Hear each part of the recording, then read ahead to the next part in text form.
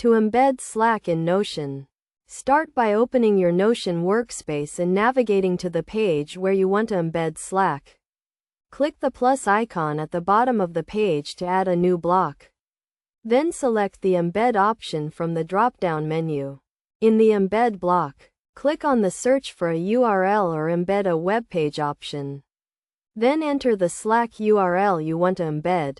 The Slack URL should be in the format https yourworkspace.slack.com, replacing your workspace with your actual Slack workspace name.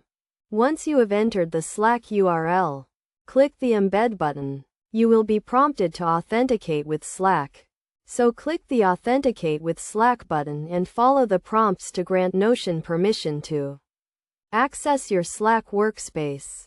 After authenticating, you will be redirected back to Notion, where you should see your Slack workspace embedded in the page.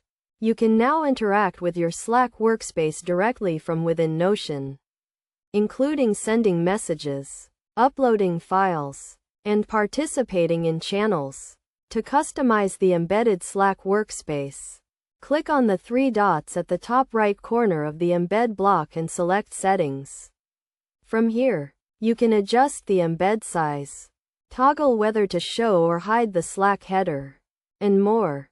Best practices for embedding Slack in Notion include using a dedicated page for the Slack embed to keep your workspace organized, and limiting the scope of the Slack embed to only the channels or conversations that are relevant to the page or project.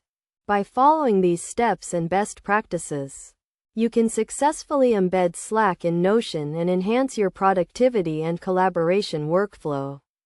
This integration allows you to access all your important conversations and workflows from a single platform, streamlining your work and reducing the need to switch between multiple apps.